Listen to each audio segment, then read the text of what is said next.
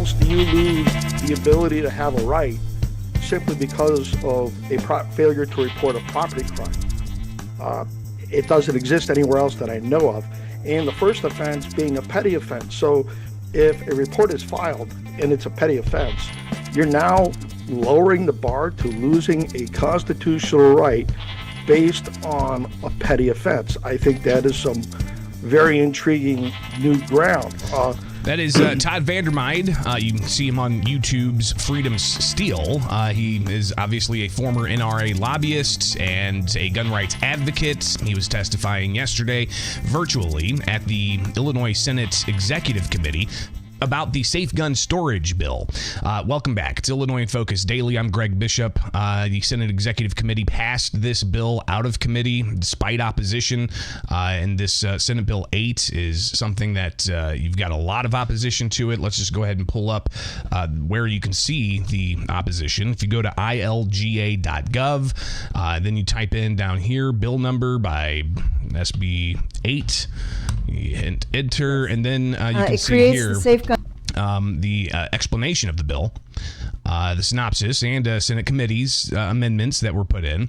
And there are some changes that we'll touch on here. But if you look at the witness slips, and the witness slips are really a gauge of the public's sentiment here. All right, so 710 people support this one, 3,200 oppose it. Despite that, the measure passing out of committee yesterday. So the measure, obviously, a lot of debate around it. It's from Laura Ellman, a Democrat, and she explains various aspects of her bill yesterday. Yes. It creates the Safe Gun Storage Act, prohibiting a firearm owner from storing or keeping any firearm in the premises where they know or reasonably should know that a minor, an at-risk person, or a prohibited person is likely to gain access to the firearm. It amends the Criminal Code of 2012 to provide that it's unlawful for any persons to store or leave a firearm if the person knows or reasonably should know that a minor who does not have a FOID card is likely to gain access to the firearm, and the minor causes death or great bodily harm with the firearm, unless certain provisions apply. Amends the Criminal Code of 2012 to provide that, in addition to the current criminal penalty, a person's FOID card must be revoked after a second or subsequent violation of the criminal offense of failure to report a lost or stolen firearm. 3 more, amends the FOID Card Act to provide that the internet database of FOID card owners must include a written notice of a firearm owner's obligation to report a lost or stolen firearm within 48 hours. And 2 more. Thank you very much. It requires the state police to establish an electronic mechanism by which law enforcement must report individuals who have failed to report the loss of theft of a firearm. Furthermore, and finally, it requires the court at the time of sentencing to make a finding of whether a firearm with a serial number reported as stolen on the Illinois State Police Public Database was used in the commission of the offense for which the defendant is being sentenced. So those are the 7 aspects that this bill has, Senate Bill 8, and creates the Safe Gun Storage Act, requires you to report within 48 hours, and you can be charged civilly, and a whole host of other things. Illinois State Rifle Association's Ed Sullivan, we've talked to him about this, and he was there to testify yesterday evening, and he really laid into where people are expected to have safe storage when they are in possession of a firearm. Definition of premises says your home, your car, your place of work, or anywhere that you're under control of. And so if you're a manager of a restaurant, you're potentially under control of that, and would you have to have safe storage there? So that leads us to believe that you're going to have multiple safe storage devices, which certainly increases the costs. I'll bring to your attention from the Supreme Court ruling of State Rifle and Pistol Association for Brewen, page 30.9, and I'm paraphrasing, that said, because any permitting scheme can be put towards abusive ends, we do not rule out constitutional challenges to shall issue regimes where, for example, lengthy wait times in processing license applications or exorbitant fees deny ordinary citizens the right to publicly carry. So what is exorbitant fees? Obviously, that would have to be brought before the courts, and they would have to make a ruling on that. But when you have a Concealed Carry Act in the state of Illinois, where it's $150 to get the license, it's another $200 to $250 to take the courses, and now you're going to require someone to have a safe storage device that is going to be a minimum of $50, potentially multiple. Do we cross the Brewen threshold?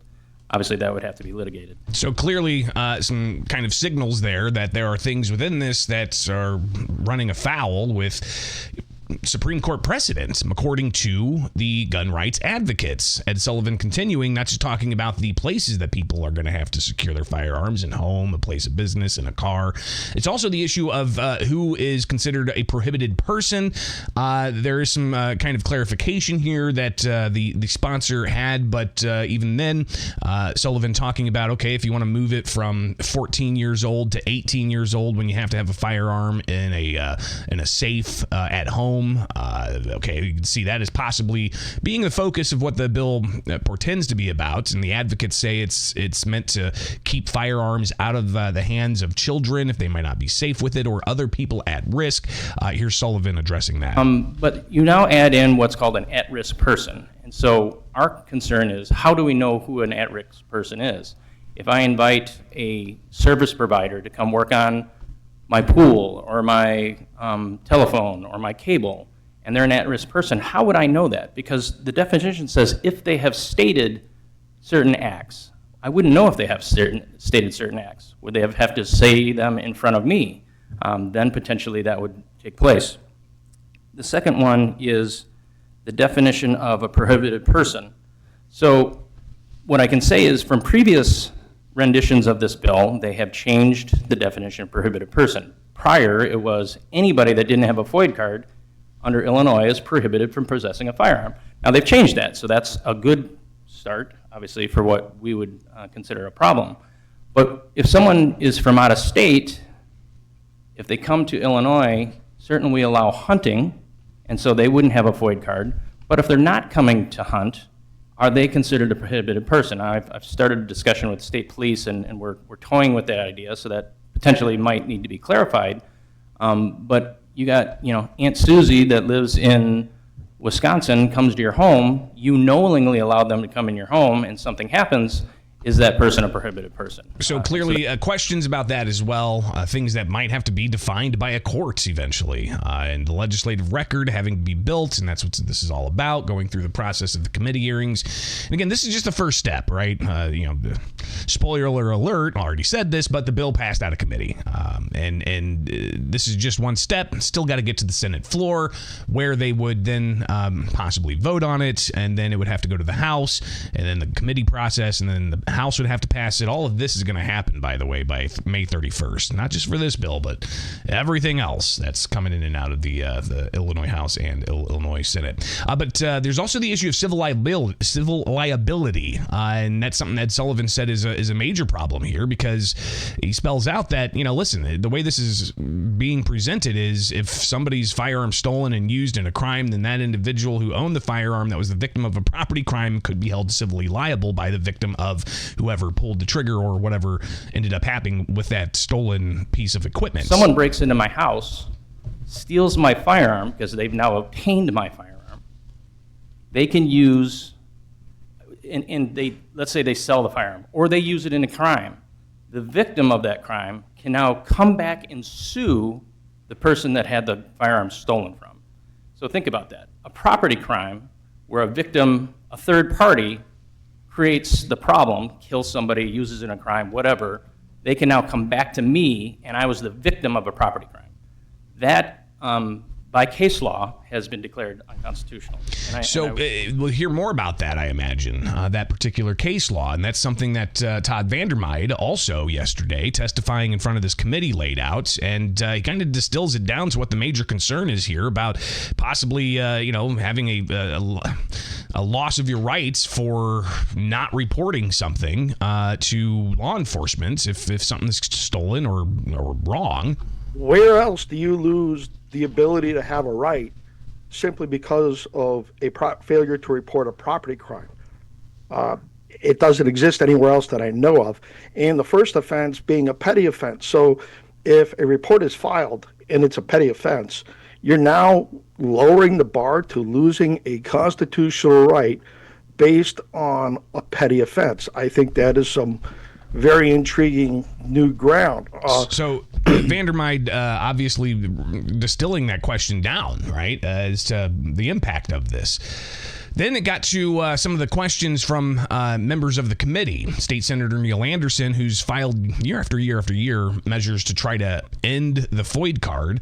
He asked Laura Ellman, the sponsor of this measure, a question about what her understanding is of how this measure could pass the Brewen tests. Senator, how does this bill stand up to the Brewen test in your mind?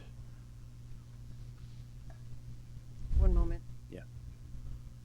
You can see she's discussing with staff to kind of get a better understanding of what that question is.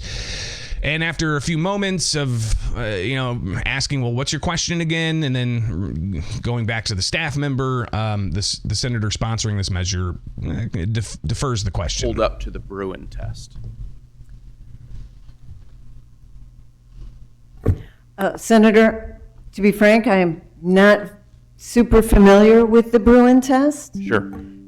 So I'm going to Okay. No, that's fine. defer. That's Thank fine. you. And I think the Brewen test, the New York Brewen case, Supreme Court, one of the things that was laid out there in that decision is that courts have to make sure that any law is within, I think the language is traditional firearm carry and use.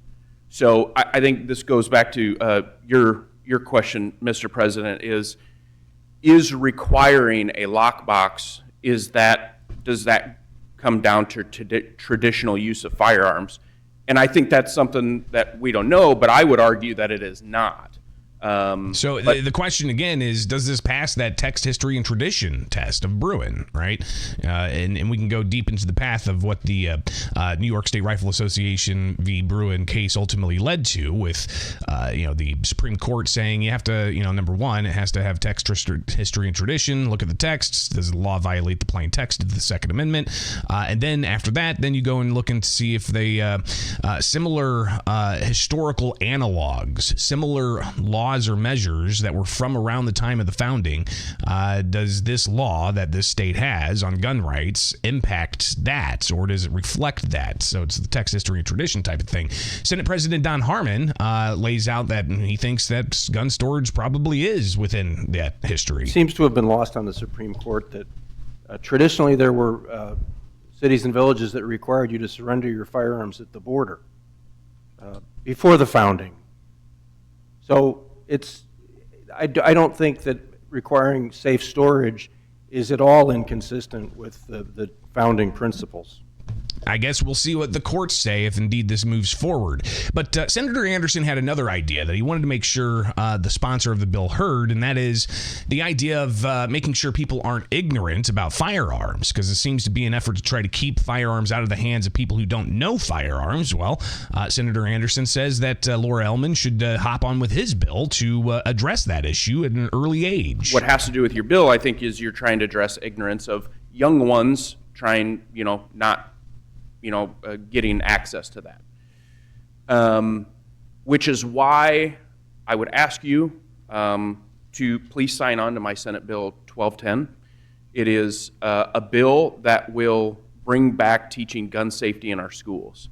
And I think we can get rid of a lot of the ignorance. My kids have been shooting since they were old enough to hold a firearm, and they know not to mess with them.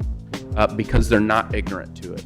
And I think if we can teach our kids a healthy respect for firearms, I think we'd see a lot less problems. So obviously the measure passing committee yesterday, like I said, still some other steps before it gets onto the governor's desk. We'll be tracking that bill. Another bill that advanced out of that committee, the State Rifle Association actually supports, and that is to have a diversionary program for first-time non-violent weapons offenders in an effort to ultimately say that their rights aren't going to be completely destroyed as they go through that process. And instead of having that criminal charge, they go into a diversion program.